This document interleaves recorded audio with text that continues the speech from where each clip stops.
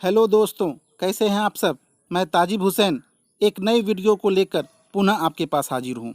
आज हम लोग इस वीडियो में गुप्तोत्तर युग और पाल युग से संबंधित वस्तुनिष्ठ प्रश्न को देखेंगे। अगर आप बिहार में किसी भी एग्ज़ाम में अपीयर होते हैं, चाहे वह बिहार लोक सेवा आयोग से संबंधित एग्ज़ाम हो या बिहार कर्मचारी चयन आयोग हो या बिहार दरोगा एग्ज़ाम हो, अगर आप बिहार में एग्ज़ाम दे रहे हैं तो निश्चित रूप से बिहार से संबंधित प्रश्न पूछे जाते हैं। उन प्रश्नों को ध्यान में रख करके ही हम लोग बिहार से वस्तुनिष्ठ प्रश्न को इस वीडियो में बनाएंगे। आज हम लोग गुप्तोत्तर युग और पाल युग को पढ़ेंगे। इससे पहले के जो भी मौर्य काल थे, मगध था, बुद्ध, महावीर, जैन, उस सब की वीडियो हम लोग पहले पढ़ चुके हैं। तो हम लोग आज गुप्तोत्तर युग और पाल युग को पढ़ेंगे। जिन्होंने हमारे जीएस स्मार्ट क्लास चैनल को सब्सक्राइब नहीं किया है तो वे सब्सक्राइब कर लीजिए और साथ में बेल आइकन को भी दबा दीजिए ताकि आगे आने वाले वीडियो के नोटिफिकेशन आपको मिल सकेगा। तो दोस्तों, बिना कोई देरी किए हम लोग प्रारंभ करते हैं। आज का पहला प्रश्न है गुप्तोत्तर काल से संबंधित। चीनी यात्री इत्सिंग बिहार का भ्रमण किया लगभग, यानी चीनी यात्री इत्सिंग ने बिहार का भ्रमण कब किया, पूछा जा रहा है। इसका आंसर क्या होगा? बिल्कुल इसका आंसर हो जाएगा 673 ईस्वी में। इत्सिंग जो थे वह चीनी यात्री थे। ये 673 ईस्वी में बिहार का भ्रमण किए थे और ये 10 वर्षों तक, कितने वर्षों तक? 10 वर्षों तक नालंदा विश्वविद्यालय में शिक्षा प्राप्त किए थे। चीनी यात्री आने वाले कितने, हम लोग चीनी यात्री के बारे में पढ़े हैं तो याद रखिएगा, चीन से आने वाले 3 यात्री का नाम नहीं भूलिएगा। 3 यात्री में कौन कौन है? पहला नाम है फाहियान का। किसका नाम है? फाहियान का, जो चंद्रगुप्त द्वितीय विक्रमादित्य के समय में भारत आया था और इसकी रचना नाम है फूको की। क्या नाम है? फूको की। हम लोग पीछे पढ़ चुके हैं। दूसरा चीनी यात्री याद रखिएगा, हुएनसांग। कौन थे? हुएनसांग थे। हुएनसांग हर्षवर्धन के समय में भारत आए थे और इसकी रचना क्या है? सीयू की। क्या है? सीयू की। ये भी हम लोग पढ़ चुके हैं। और आज हम लोग तीसरे चीनी यात्री इत्सिंग को पढ़े। बढ़ते हम लोग अगली जानकारी की ओर। प्रश्न संख्या 2 है, हर्षवर्धन के समय में बिहार राज्य में कौन सा विश्वविद्यालय प्रसिद्ध था? हर्षवर्धन कौन था? मालूम होगा। वर्धन राजवंश यानी पुष्यभूति राजवंश का शासक था। हर्षवर्धन 606 ईस्वी से लेकर के 647 ईस्वी तक शासन किया था। तो इसके समय में बिहार राज्य में कौन विश्वविद्यालय प्रसिद्ध था, यह बताना है। आंसर क्या होगा? बिल्कुल हर्षवर्धन के समय प्रसिद्ध विश्वविद्यालय बिहार में नालंदा विश्वविद्यालय था। कौन विश्वविद्यालय था? नालंदा विश्वविद्यालय था। आगे बढ़ते हैं। प्रश्न संख्या 3 हम लोग देखते हैं। चीनी यात्री हुएनसांग किस विश्वविद्यालय में अध्ययन किया? आपको मालूम होगा, हुएनसांग जो थे वह हर्षवर्धन के समय में भारत आए थे। कब आए थे? हर्षवर्धन के समय में भारत आए थे। तो उसने किस विश्वविद्यालय में अध्ययन प्राप्त किया था? आंसर क्या होगा? बिल्कुल इसका होगा नालंदा। हर्षवर्धन जो थे वह नालंदा विश्वविद्यालय में शिक्षा प्राप्त किए थे। हर्षवर्धन की रचना का नाम क्या है? हुएनसांग की रचना का नाम क्या है? याद रखिएगा, सीयू की। क्या नाम है? सीयू की। कई बार एग्जाम में यह भी पूछा जाता है। आगे बढ़ते हैं। चौथा प्रश्न हम लोग पढ़ते हैं। हुएनसांग ने पाटलिपुत्र की यात्रा किस वर्ष की थी? हुएनसांग ने पाटलिपुत्र की यात्रा किस वर्ष की थी? आंसर क्या होगा? बिल्कुल इसका आंसर हो जाएगा 635 ईस्वी में। कब की थी? 635 ईस्वी में पाटलिपुत्र की यात्रा की थी।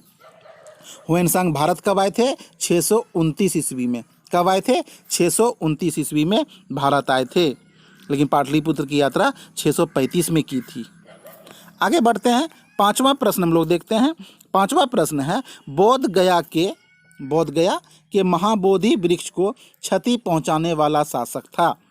यानी जिस वृक्ष के नीचे गौतम बुद्ध को ज्ञान की प्राप्ति हुई थी, बोधि वृक्ष को क्षति किसने पहुंचाया? आंसर क्या होगा? बिल्कुल इसका आंसर होगा शशांक।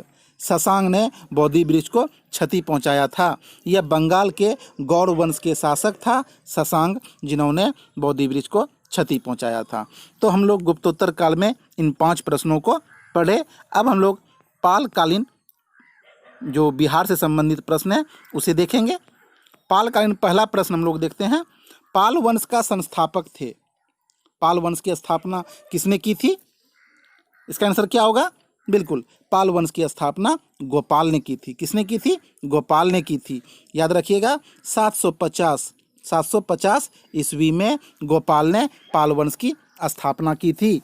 और गोपाल का शासनकाल कब से कब तक है? तो 750 से 770 ईस्वी तक, यानी 20 वर्ष तक इन्होंने पाल वंश के शासक के रूप में शासन किया। आगे बढ़ते हैं हम लोग, प्रश्न संख्या 2 देखते हैं। विक्रमशिला विश्वविद्यालय का संस्थापक था। विक्रमशिला विश्वविद्यालय का संस्थापक कौन था? आंसर क्या होगा? बिल्कुल, विक्रमशिला विश्वविद्यालय का संस्थापक धर्मपाल था। कौन था? धर्मपाल था। धर्मपाल जो था यह पाल वंश का सबसे महान शासक था।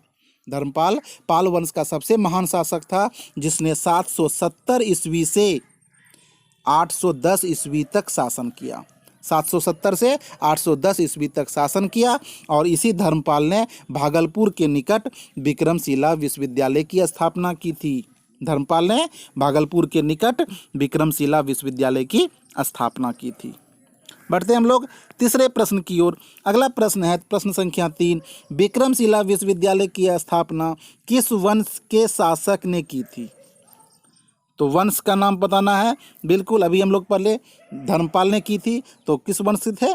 पाल वंश। आंसर क्या हो जाएगा? पाल वंश के शासक धर्मपाल ने विक्रमशिला विश्वविद्यालय की स्थापना की थी।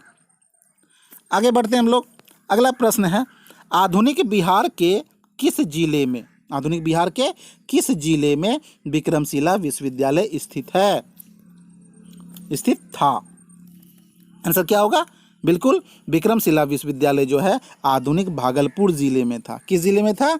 भागलपुर जिले में था। और विक्रमशिला विश्वविद्यालय की स्थापना धर्मपाल ने की थी। पाल वंश के शासक धर्मपाल। पांचवा प्रश्न हम लोग पढ़ते हैं। नालंदा महाविहार को आर्थिक अनुदान देने वाला शासक कौन था? यानी कि कौन शासक था जिन्होंने नालंदा महाविहार को आर्थिक रूप से अनुदान दिया था, सहायता किया था? इसका आंसर क्या होगा?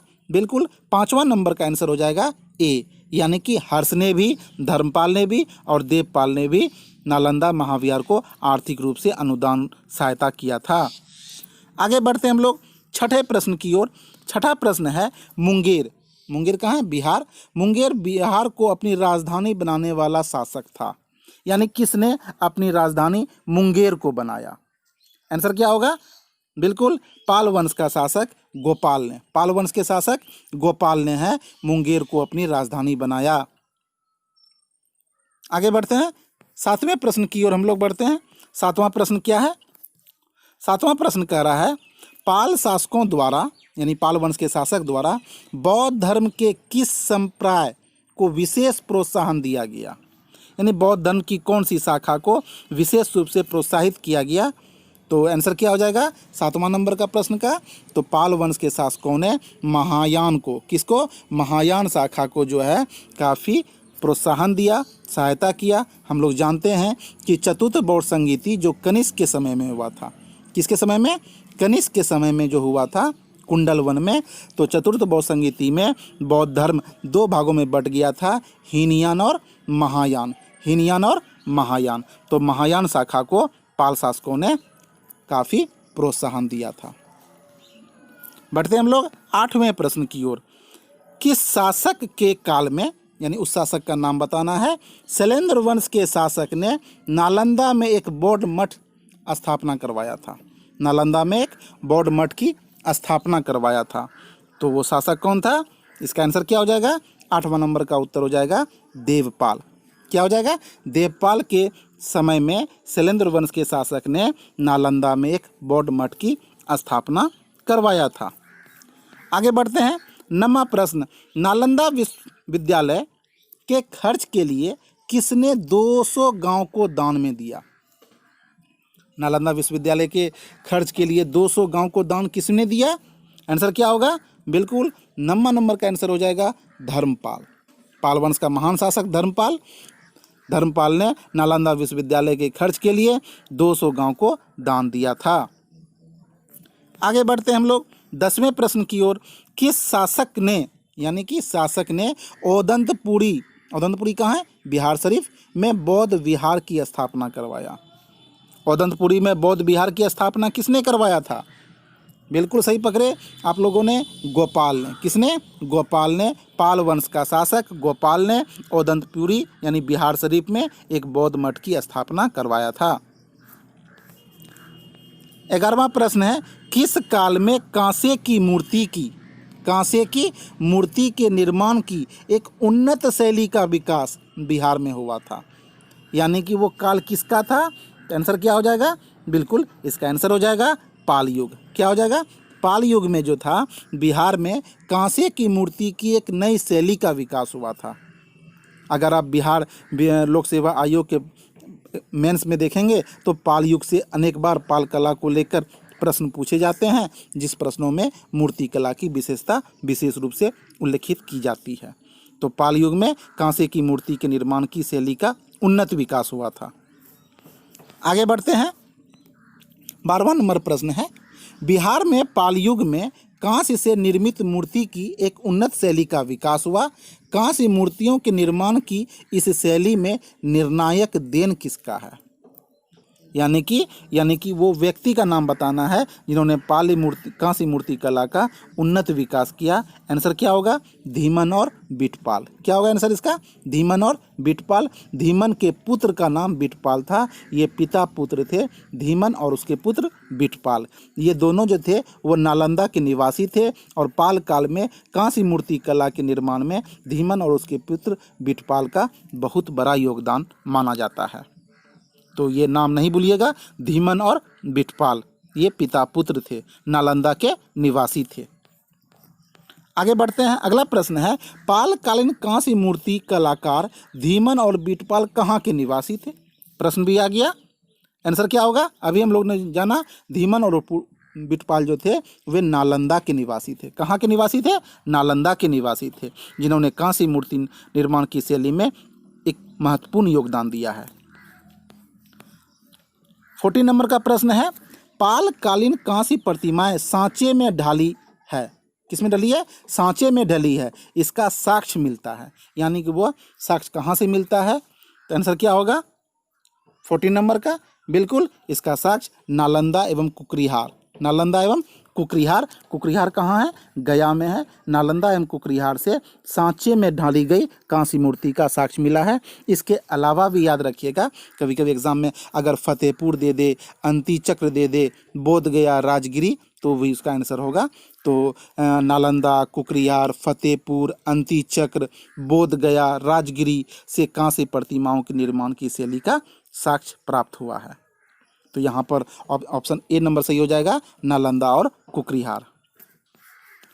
आगे बढ़ते हैं। 15 नंबर का प्रश्न है, पालकालीन मूर्ति कलाकार धीमन और बिटपाल समकालीन थे, यानी किस शासक के समकालीन थे? आंसर क्या होगा? बिल्कुल धीमन और बिटपाल जो थे पिता पुत्र जो थे वो धर्मपाल और देवपाल के समकालीन थे। धर्मपाल और देवपाल के समकालीन थे।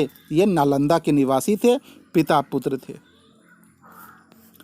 आगे बढ़ते हैं। 16 नंबर का प्रश्न है, चित्रित पांडुलिपि पालकाल की विशेषता है। अष्टसहस्रिका, प्रज्ञापरमित और पंचतंत्र किस युग के हैं? चित्रित पांडुलिपि जो है नाम है अष्टसहस्रिका, प्रज्ञापरमित, पंचतंत्र किस युग के हैं? आंसर क्या होगा? बिल्कुल ये जो चित्र पांडुलिपि है ये पाल युग से संबंधित है। याद रखिएगा, अष्टसहस्रिका, प्रज्ञापरमित और पंचतंत्र का संबंध पाल युग से है और ये चित्रित पांडुलिपियां हैं।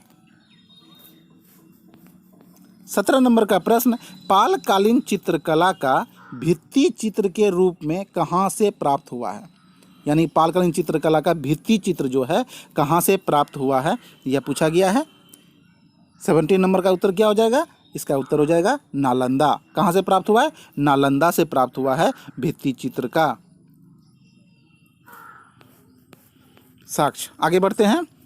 18 नंबर का प्रश्न है, पाल शासक अपना आदेश प्रसारित करते थे, यानी पाल शासक जो थे अपना आदेश कहाँ से प्रसारित करते थे? आंसर क्या होगा? बिल्कुल पाल शासक जो है अपना आदेश पाटलिपुत्र से प्रसारित करते थे। कहाँ से? पाटलिपुत्र से प्रसारित करते थे। अगला प्रश्न 19 नंबर का है, पाल काल में श्रीनगर भुक्ति कहा जाता था, यानी श्रीनगर भुक्ति किसे कहा जाता था पाल युग में? इसका आंसर क्या होगा? इसका आंसर हो जाएगा मगध को, यानी पाल युग में मगध को श्रीनगर भुक्ति के नाम से जानते थे। मगध को श्रीनगर भुक्ति के नाम से जाना जाता था। अंतिम प्रश्न है 20वां प्रश्न, देवपाल की अनुमति से सुमात्रा के राजा बलदेव पुत्र ने कहाँ विदेशी विद्यार्थियों के लिए छात्रावास का निर्माण करवाया था? इसका आंसर क्या हो जाएगा 20 नंबर का? इसका आंसर हो जाएगा नालंदा, यानी नालंदा में छात्रावास का निर्माण करवाया था। तो दोस्तों, हमारा यह वीडियो कैसा लगा? अगर आपको जानकारी देने में सक्षम हुआ हूं तो हमारे चैनल को सब्सक्राइब कीजिए, दोस्तों में शेयर कीजिए, और इसका अगर PDF लोड करना चाहते हैं तो मैं लिंक दे दूंगा, आप PDF वहां से लोड कर सकते हैं। तब तक के लिए धन्यवाद।